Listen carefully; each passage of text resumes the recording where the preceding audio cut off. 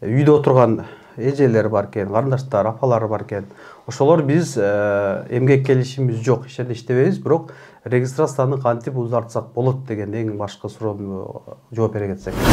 Даже депортация болсо дагы, запретке түшсө дагы ошо фамилиясын менять этип Белоруссия аркылуу келип алгандар бар экен. Эгерде ошолор кармала турган болсо 15 жылга дейин кесилсин деген мыйзам күчүнө кирип атат бүгүнкү күндө. Кыргыз мекендештерге 73 миңге жакын мекендешибиз азыркы учурда кара тизмеде экен. Эгерде ошо Россияда жүргөн мекендешибиз кара тизмеде болуп калса, бир сотко даттануу кылып, ошо кара тизмеден чыгарганга бир мүмкүнчүлүктөр барбы? Учкунбек каналында биринчи жолу болуп жаткан болсоңуз, каналга катталып, лайк басып, ой пикир калтырууну унутпаңыз.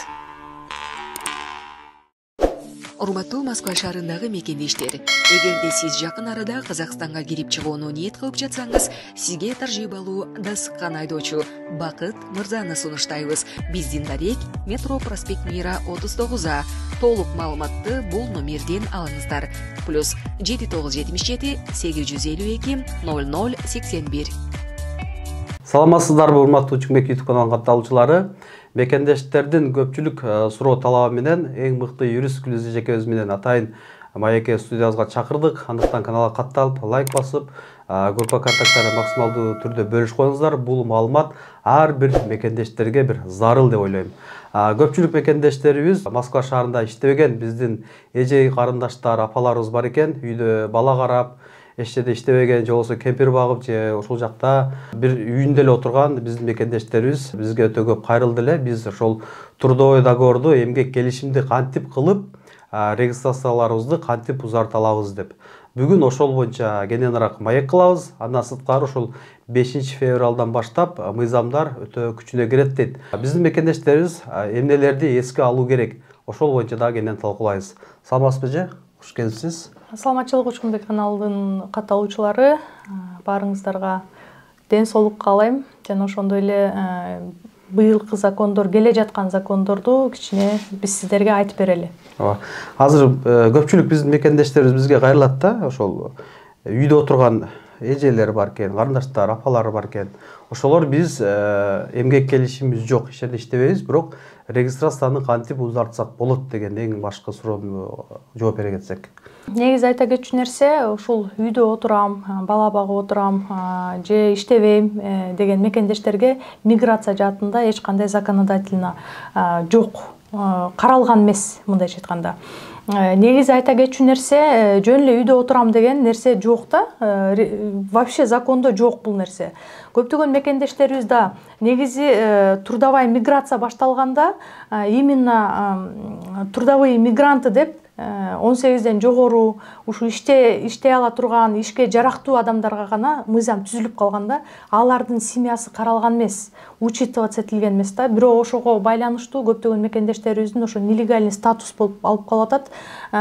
Көчө эле буквально үйүндө 2 бала карап отурган жараныбыз Сахарова аркылуу депортация болду, ошо үйүндө отурган келинчеги. Ал жараныбыз 2 баласы менен үйдө калып калды да.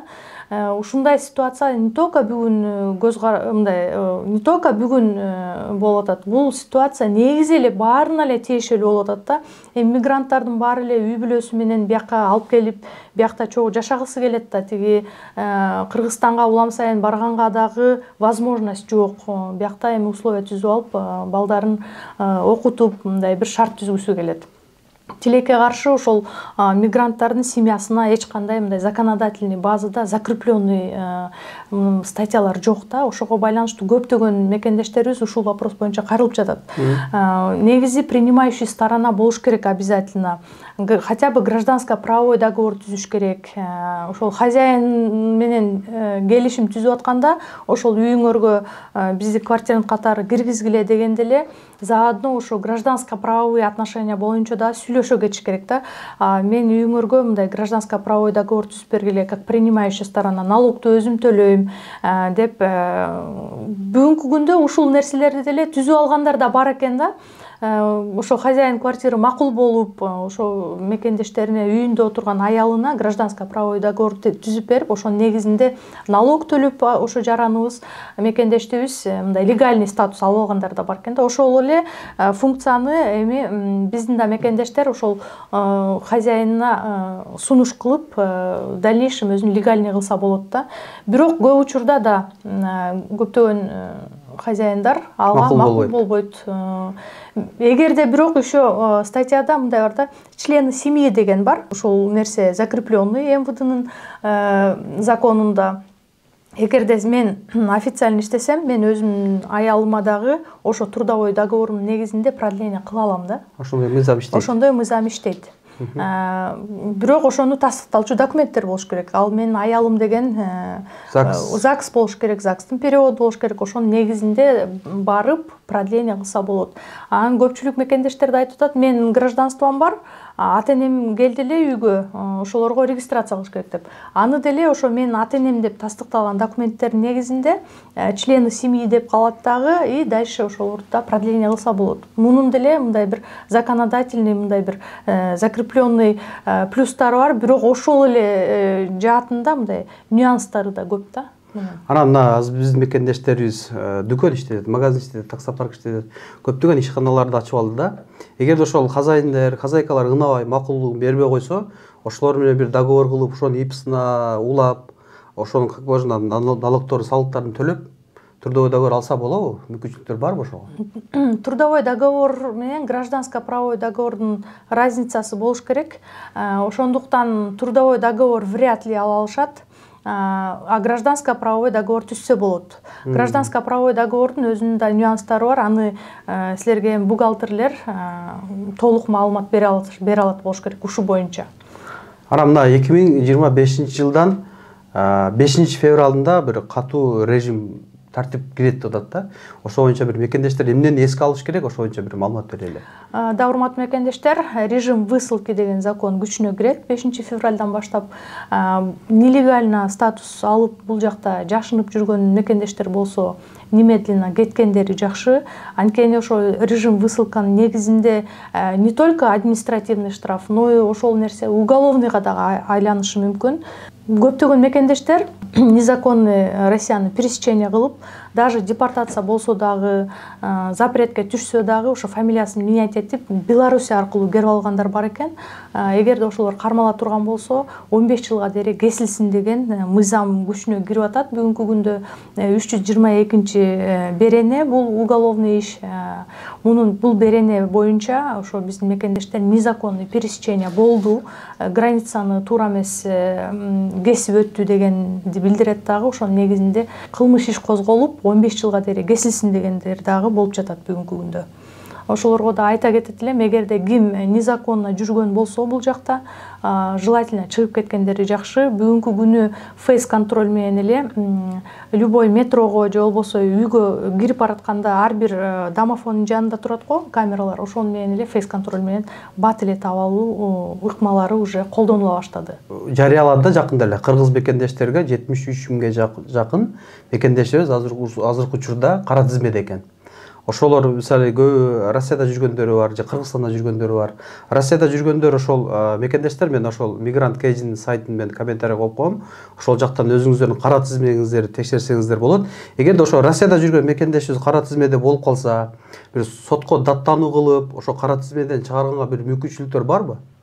Да, ошо предварительный список незаконных лиц деп турат негизи.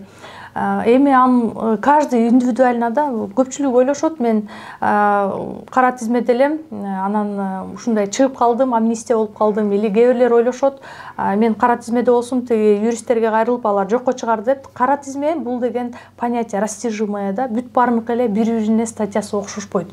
Кээ бирлердин статьялары бул ошо превышение 90 на 180 деген закон менен, кээ бирлердин статьялары бул выдворение алып калышкан, кээ бирлери административный штрафтарды көп алышкан. Ошондуктан билиш керек. Булар эми блок болуп бөлүнөт да. ФСБ запрет коет, МВД, Роспотребнадзор, ФТС деген надзорный органдар бар. Ошол ар бир надзорный органдын өзүнүн статьясы менен кетет да запреттер. Ошон үчүн биринчи выяснять этиш керек, кайсы статья менен запретке түштү ошол жараныбыз.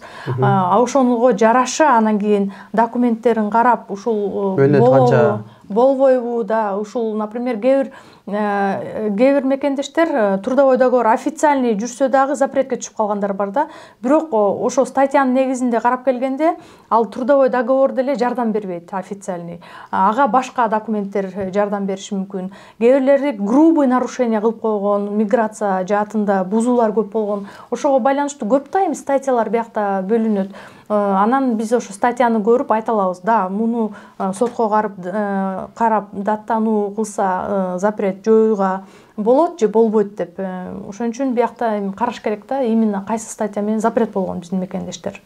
Урматтуу мекендештер, мына сиздердин сурооңуздарга жооп алып бергенге аракет кылдык. Андан сырткары мен ошо өзүңүздөрдүн кара тизмеден кантип текшерүү боюнча мен сайттарды комментарийге коюп койдум. Сиздер кара тизмеде болсоңуздар, Гүлиз эжекебизге кайрылсаңыздар болот. Кандай статья коюлган, канча мөөнөткө кара тизмеге коюлган, бардыгын сиздерге подробный кылып түшүндүрүп берет. Гүлиз эжекебиздин адрестерин жана номерлерин мен экранга коюп койдум. Байланышсаңыздар болот. Кийинки эфирлерден көрүшкөнчө аман туруңуздар. Жана түшүнбөгөн кандайдыр бир сурооңуздар болсо, комментарийге жаза кетиңиздер. Урматтуу Москва шаарындагы мекендештер, эгерде сиз жакын арада Казакстанга кирип чыгууну ниет кылып жатсаңыз, сизге таржибалуу да сыккан айдоочу Бакыт Мырзаны сунуштайбыз. Биздин дарек Метро проспект Мира 39А. Толук маалыматты бул номерден алыңыздар. +7977 852 0081.